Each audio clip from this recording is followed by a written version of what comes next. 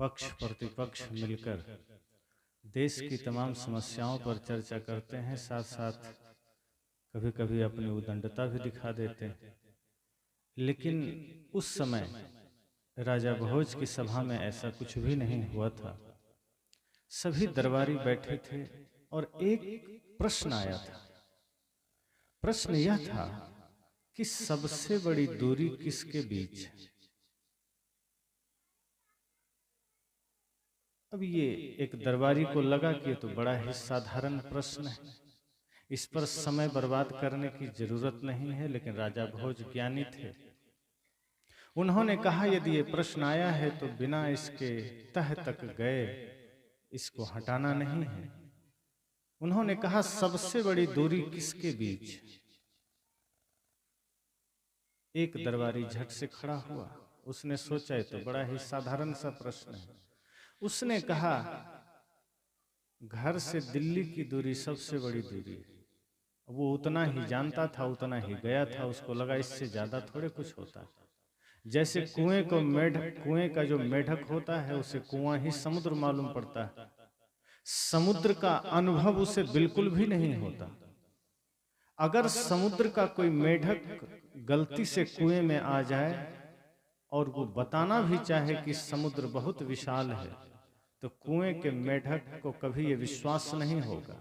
वो उछल कूद करते इस किनारे से उस किनारे जाएगा, पूछेगा इतना इतना, वो कहेगा नहीं, फिर वो उसे ही पागल घोषित कर देगा। तो वही हाल उन कुछ लोगों का होता है जिसे जितनी जानकारी होती है उसी को वो संपूर्ण मान लेता है। राजा ने कहा कि बात तो ठीक है, घर से दिल्ली की दूरी कोई कम दूरी नहीं, पर मैं संतुष्ट नहीं हूं। दूसरा खड़ा हुआ, वो थोड़ा ज्यादा ज्ञानी था। वो कहा मैं बताता हूं, मेरे पास इसका पूरा ज्ञान है। कहा बताओ। कहा सबसे बड़ी दूरी घर से अमेरिका के बीच की दूरी।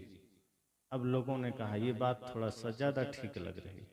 घर से अमेरिका की दूरी थोड़ी ज्यादा है, दिल्ली तो कोई भी जानता है। अब राजा ने सोचा बात तो कुछ ठीक हद तक इसने कहा है, सही कहा है। तभी तीसरा दरबारी खड़ा हुआ। वो कुछ अपने को ज्यादा ज्ञानी समझता था उन लोगों से। उसने कहा नहीं नहीं, ये भी कोई दूरी नहीं, सबसे बड़ी दूरी धरती से चांद की दूरी। अब बात थोड़ी सी बढ़ गई। बाकी दरबारियों ने कहा ये तो कुछ ज्यादा ही सटीक बोल चुका है, अब लगता है मामला शांत हो जाएगा, अब ये प्रश्न यहीं खत्म हो जाएगा। राजा भोज ने कहा मुझे लगता है भी और भी लोगों के मन में कुछ न कुछ उत्तर होंगे, कोई और उत्तर देना चाहता है तो खड़ा हो जाए। चौथा दरबारी खड़ा हुआ, कहा कि मैं मानता हूं कि धरती से चांद की दूरी है, कोई कम नहीं है, लेकिन धरती से सूरज की दूरी उससे भी ज्यादा है। अब बाकियों ने कहा ये तो बिल्कुल ठीक बात है, अब फाइनल हो गया, अब मुहर लगा देनी चाहिए, सबसे बड़ी दूरी धरती से सूरज की दूरी। तभी पांचवा दरबारी खड़ा हुआ, कहा रुकिए, पाताल से अंतरिक्ष की दूरी सबसे बड़ी दूरी। आकाश गंगा सब उसी में समाया है और नीचे पाताल। अब क्या कहोगे। अब सब चुप हो गए। कहा बिल्कुल, अब इसके आगे कुछ नहीं, अब क्या कह सकते हैं। पाताल और अंतरिक्ष की बात आ गई, अब और कुछ भी ना बचा। अब सबसे बड़ी दूरी पाताल और अंतरिक्ष की दूरी।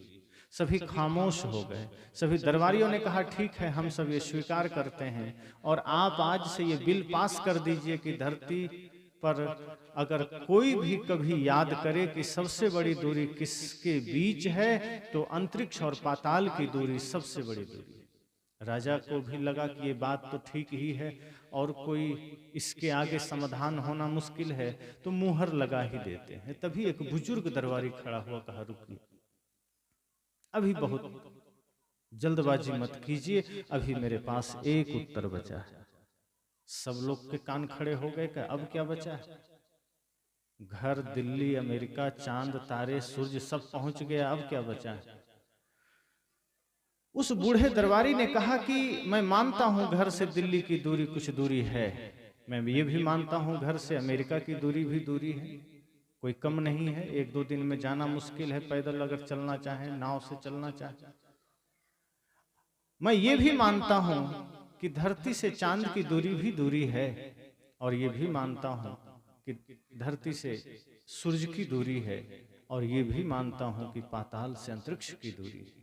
लेकिन इन दूरियों को नापने का उपाय है, इन दूरियों को नापा जा सकता है, और इसके सारी व्यवस्थाएं मौजूद हैं।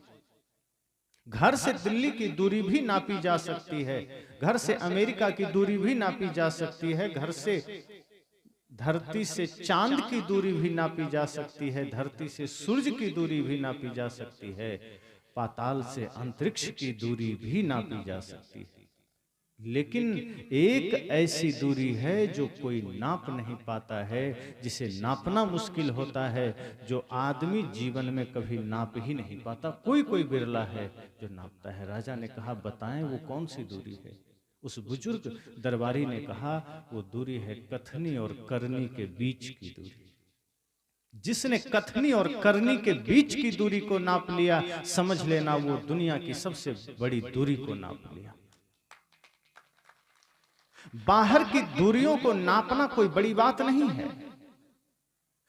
संसार को जानना, संसार को नापना बहुत साधारण सी बात है। पूरे ब्रह्मांड को जानना, ब्रह्मांड को नापना साधारण सी बात है।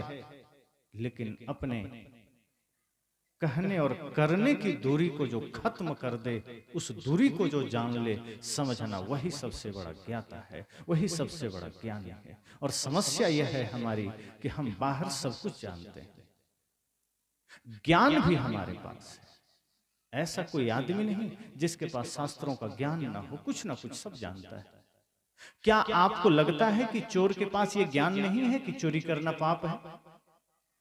अगर वो चोर गलती से कहीं सत्संग में बैठा हो तो आप सुने उससे, वो भी कहेगा कि चोरी करना पाप है, लेकिन रात में चोरी करने निकल जाता है। एक शराबी भी जानता है शराब पीना गलत है, एक तंबाकू खाने वाला भी जानता है तंबाकू खाना गलत है। कौन नहीं जानता है? पता है।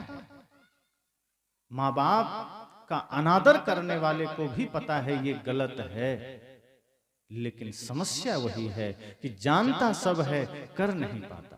हमारे कहने और करने के बीच जो दूरी बन जाती है, उसी दूरी को नापने की बात सदगुरु कबीर कहते हैं कि अगर आपको दूरी नापनी है, खत्म करनी है, तो अपने कहने और करने की दूरी को खत्म कर दो। आप जो कहते हैं उस पर करना शुरू कर दीजिए, आप जो कहते हैं वैसा चलना शुरू कर दीजिए। आपके कहने और करने की दूरी जिस दिन खत्म हो गई, समझना आपने दुनिया की दूरी नाप ली। फिर आपके लिए पूरा ब्रह्मांड आपकी मुट्ठी में है। आज कहते हैं ना, कर लो दुनिया मुट्ठी में। बाहर की चीजों से दुनिया मुट्ठी में नहीं होती।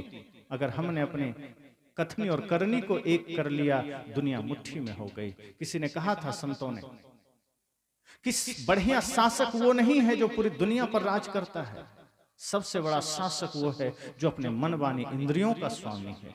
जिसने अपने मन को साधा है, जिसने अपने वाणी को साधा है, जिसने अपने इंद्रियों को साधा है, दुनिया का सबसे बड़ा शासक है। जो अपने आप का स्वामी है, वो दुनिया का स्वामी है। दूसरों पर राज करना एक साधारण सी बात है। आपको 20-50 लोगों ने चुन दिया, 1000 लोगों ने चुन दिया, आप विधायक हो गए, मंत्री हो गए, मुख्यमंत्री हो गए, सरपंच हो गए, सांसद हो गए, प्रधानमंत्री, राष्ट्रपति हो गए, और ये लगा कि हम इन लोगों का शासक हो गए। लेकिन वो शासन क्षणिक होता है। अगर सच में लोगों के दिलों पर राज करना है तो अपने भीतर वो परिवर्तन लाइए जो मैंने कहा, कथनी और करनी को एक करने की बात। कि मन का स्वामी जो बन गया, अपने इंद्रियों का स्वामी जो बन गया, वो दुनिया के दिलों पर राज करता है, दुनिया पर राज करता है।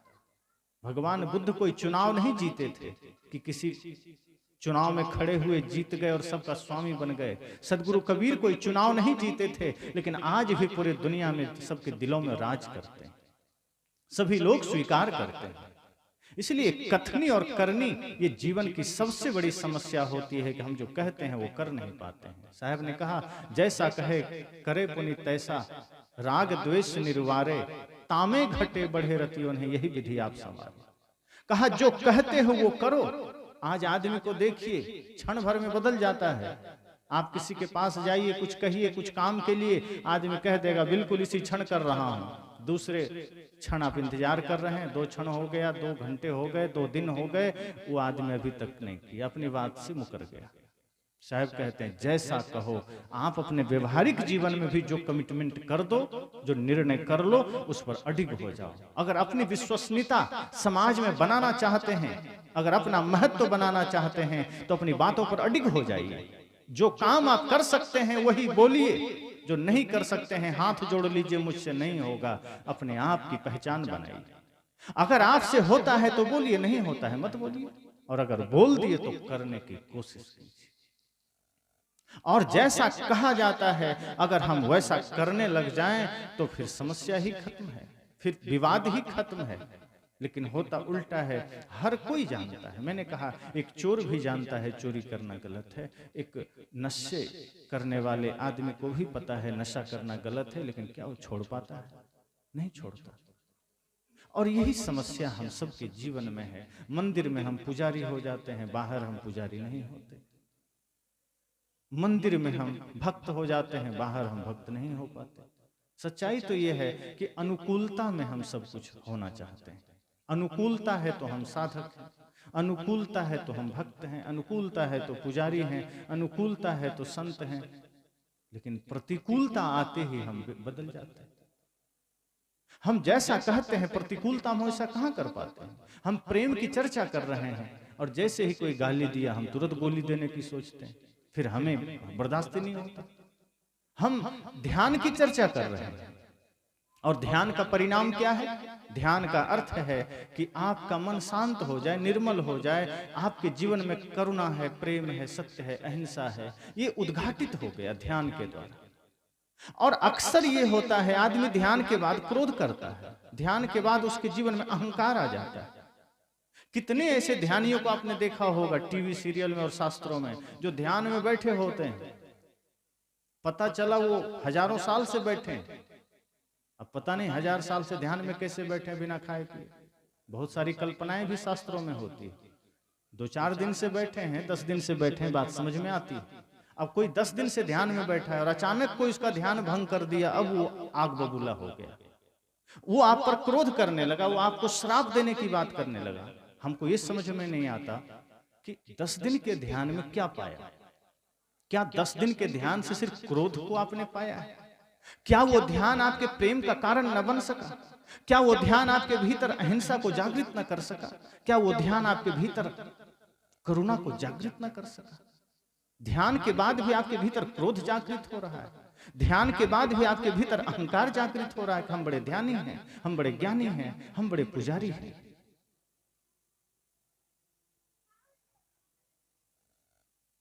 बोलिए सद्गुरु देव की जय।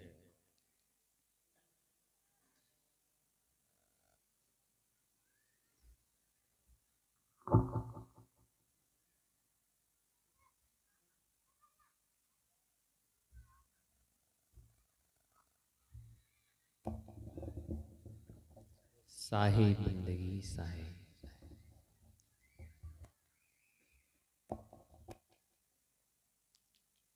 तो जैसा हम कहते हैं वैसा कर नहीं पाते।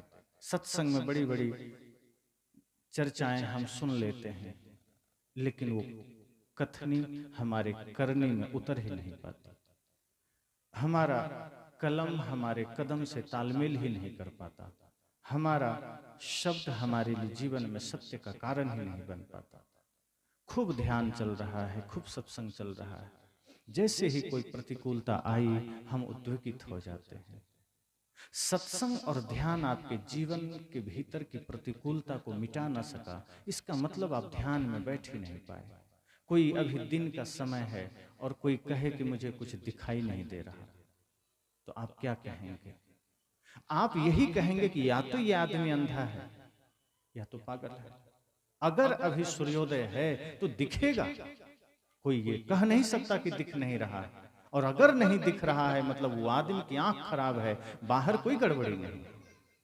कोई कहे मैं ध्यान करता हूं, मैं सत्संग करता हूं, फिर भी क्रोध आ जाता है, इसका अर्थ तो इतना ही है कि ध्यान करते ही नहीं है, ध्यान में उतरे ही नहीं, सत्संग में उतरे ही नहीं। जो सत्संग आपके लिए अहंकार का कारण बन रहा है कि हम सत्संगी हैं, जो ध्यान आपके लिए अहंकार का कारण बन रहा है कि हम ध्यानी हैं, मतलब साफ है कि वो ध्यान है ही नहीं। बल्ब जले और प्रकाश ना हो, दिया जले और प्रकाश ना हो, ध्यान की रोशनी हो और उसमें ये सारे विकारों का अंधकार मिटे नहीं। ये बात समझ में नहीं आती। कितने लोग कहते हैं क्या करें, हम 10 साल से भजन कर रहे हैं, 10 साल से ध्यान कर रहे हैं, भक्ति कर रहे हैं, पर फिर भी क्रोध आ जाता है, फिर भी लोभ जग जाता है, फिर भी संसार से हम हार जाते हैं। मतलब साफ है, वो ध्यान जागृत ही नहीं हुआ।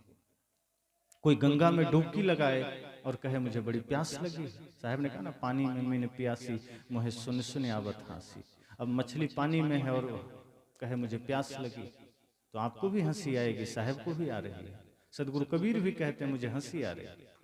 अब वो मछली कोई बाहर की मछली नहीं है, वो हमारे आप के लिए ही साहब ने कहा है कि हम भी इस ज्ञान गंगा में हैं, हम भी सत्संग की गंगा में हैं और प्यासे हैं। प्यासे होने का मतलब अभी हम बाहर निकलेंगे, प्रपंच में घुल मिल जाएंगे, क्रोध से लिपट जाएंगे, माया मोह से लिपट जाएंगे, अहंकार से लिपट जाएंगे, और ये सारे विकारों की गर्मी हमें जलाएगी, सताएगी। ये ध्यान की शीतलता, ये सत्संग की शीतलता हमारे लिए किसी काम का ना हो सका, उल्टा ये हमारे अहंकार का कारण बन गया। इसलिए संतों ने कहा कथनी और करनी एक होना जरूरी है, जैसा कहे करे पुनि तैसा। राग द्वेष निर्वारे। अभी हमारे जीवन में राग है, द्वेष है। कोई अपना है तो उसे अत्यंत राग कर बैठते हैं, कोई पराया है तो द्वेष हो जाता है। कोई सफल हो रहा है, हम द्वेष कर लेते हैं। कोई अच्छा व्यक्ति है, हमारे जान पहचान में नहीं है, किसी और गांव का है, हमें उसके प्रति भाव जागृत नहीं होता। हमारे भीतर राग है या तो द्वेष है, यही तो है। निश्चल निष्कपट प्रेम हम जागृत नहीं कर पाते, या तो मोह जागृत कर लेते हैं, या राग जागृत कर लेते हैं, या द्वेष जागृत कर लेते हैं। आप अखबार पढ़ते हैं, अखबार में पढ़ते पढ़ते आपको अचानक खबर आ जाती है जम्मू कश्मीर में 10 जवान शहीद हो गए। आप हंसते हैं, आपको कुछ फील नहीं होता। आप चाय पी रहे होते हैं बड़े मस्ती में, चाय का प्याला हाथ से टूटकर गिरकर टूटता नहीं है। आप अखबार का पन्ना उलट देते हैं, क्रिकेट की न्यूज देखने लगते हैं, फिल्मों की खबर देखने लगते हैं, राजनीतिक खबर देखने लगते हैं। एक फीलिंग नहीं आती आपके भीतर कि हमारे 10 जवान शहीद हो गए, जिनके वजह से आज हम सुख चैन की नींद सोते हैं, वो शहीद हो गए, हमें ये फर्क नहीं पड़ता। आज हमारी भीतर की जो स्थिति है वो इतनी दयनीय हो गई कि एक बार पत्थर तो पिघल जाए, इंसान बड़ा पत्थर दिल हो गया।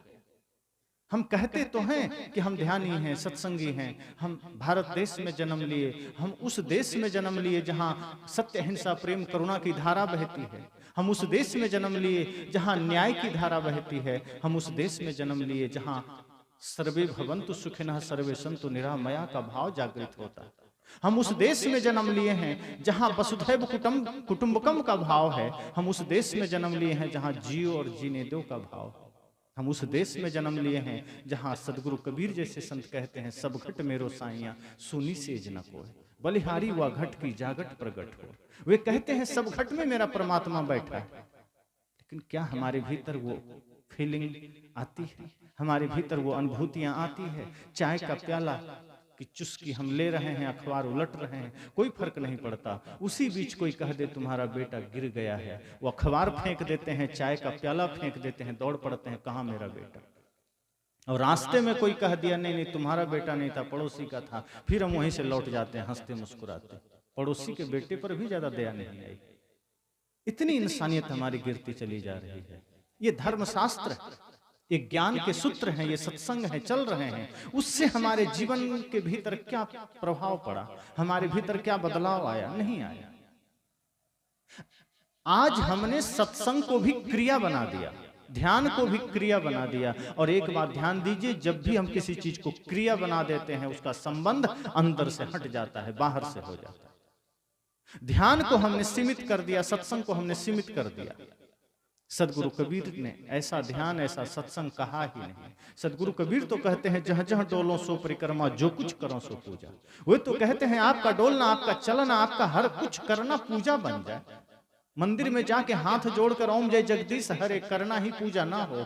आप जब सड़क पर झाड़ू लगाएं, इतनी भावना से लगाएं, इतने समर्पण से लगाएं, इतनी पवित्रता से लगाएं कि सड़क पर झाड़ू लगाना पूजा हो जाए, शौचालय साफ कर रहे हैं पूजा हो जाए, भोजन बना रहे हैं पूजा हो जाए, बच्चे की सेवा कर रहे हैं पूजा हो जाए। किसी को एक गिलास पानी दे रहे हैं, आपके अंदर वो भाव हो कि लगे किसी भगवान को हम भोजन दे रहे हैं, लेकिन ये भाव नहीं होता। साहब कहते हैं आप 1 घंटे ध्यान कर लेते हैं सुबह, गुरुजी ने कहा है ध्यान करना है, हम ध्यान में बैठ जाते हैं, पर ध्यान है क्या हम समझ ही नहीं पाते। सदगुरु कबीर कहते हैं ऐसे नहीं चलेगा। शब्द निरंतर मनवाराता मलिन वासना त्यागी, उठत बैठत कबो न छूटी ऐसी तारी लागी। वे तो कहते हैं ध्यान तो ऐसा करो सोते जागते उठते बैठते कभी छूटे ही नहीं। इतनी सजगता इतनी सावधानी हो ध्यान में कि सदैव प्रेम में जीवन बना रहे, सदैव करुणा में जीवन बना रहे। क्रोध कब आता है? जब हम मूर्छित होते हैं। गाली कब मुंह से निकलती है? जब हम बेहोश होते हैं। होश में जीने वाला आदमी कभी गाली नहीं दे सकता। शराब कब पीता है आदमी? आप लोग कई बार कहते हैं ना, अरे छोड़िए वो आदमी शराब पी के बेहोश हो गया। गुरुजन कहते हैं नहीं नहीं, वो शराब पी के बेहोश नहीं हुआ, बेहोश पहले हुआ है तभी शराब पिया है। जो आदमी होश में रहेगा वो शराब छू भी नहीं सकता। जो आदमी होश में रहेगा वो तंबाकू को छू भी नहीं सकता। उसके मुख से गाली निकल ही नहीं सकती। बेहोशी पहले आती है, मूर्छा पहले आती है। जब हम मूर्छित होते हैं, बेहोश होते हैं, गालियां निकलती है, क्रोध निकलते हैं,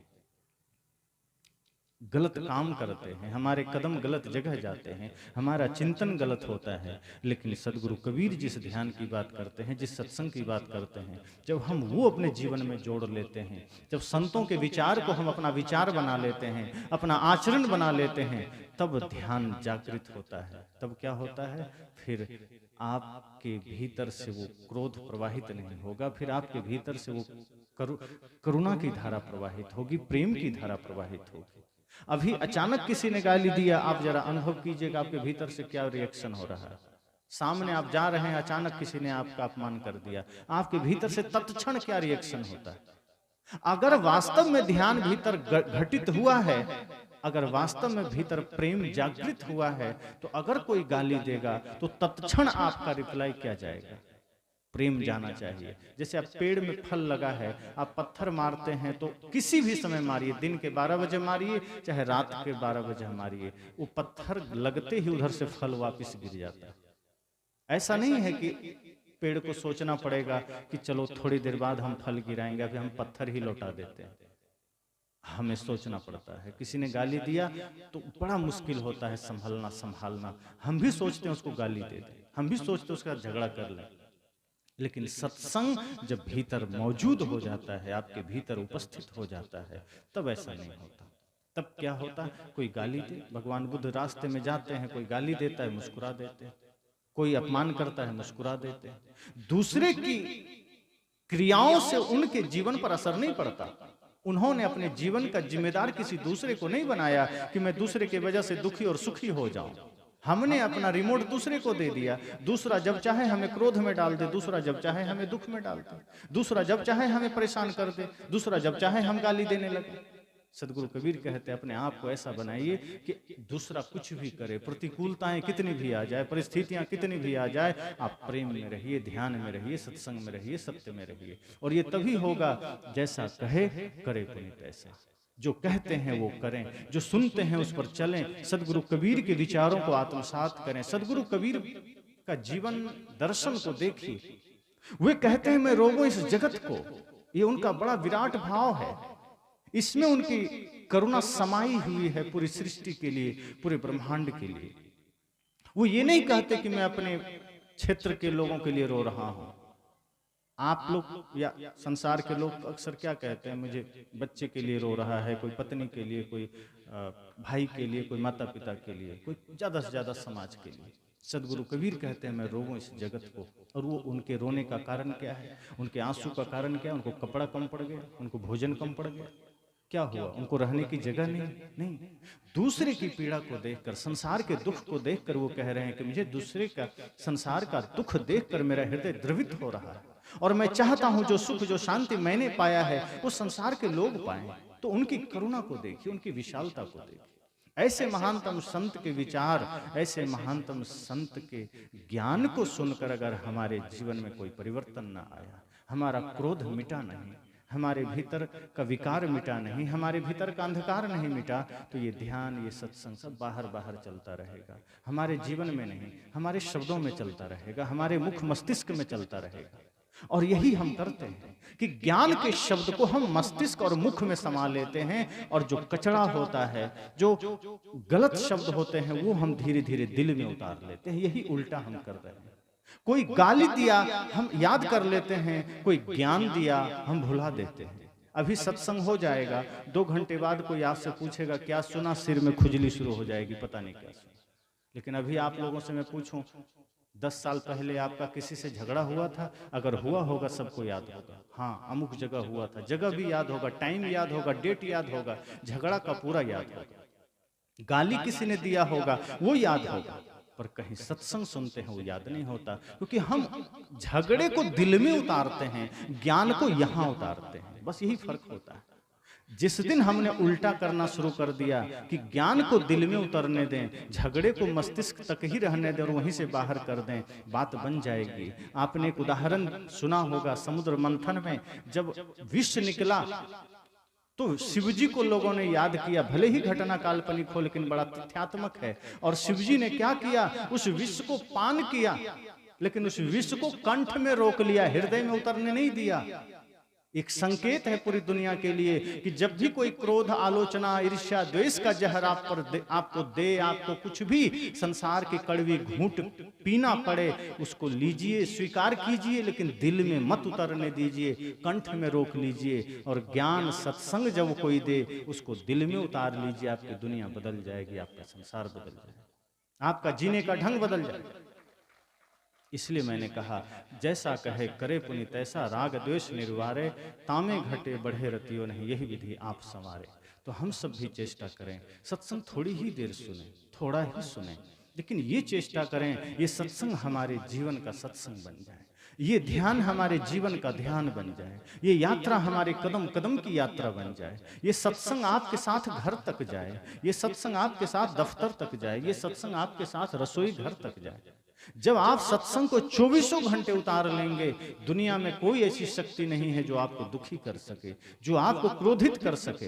ये सत्संग फिर आपके जीवन में आनंद का कारण बनेगा, उत्सव का कारण बनेगा। ये सत्संग अभी है जीवन में, फिर भी क्रोध अगर जग रहा है, फिर भी कामना जग रही है, फिर भी अहंकार जग रहा है, इसका मतलब है सत्संग प्रवेश ही नहीं किया। सत्संग के नाम पर सिर्फ शब्द प्रवेश किए हैं, सत्य से बड़ी दूरी है, और उसी दूरी को मिटाना है। उसी कहने और करने की दूरी को जब हम मिटा लेंगे तो हमारे जीवन में सत्य घटित होगा।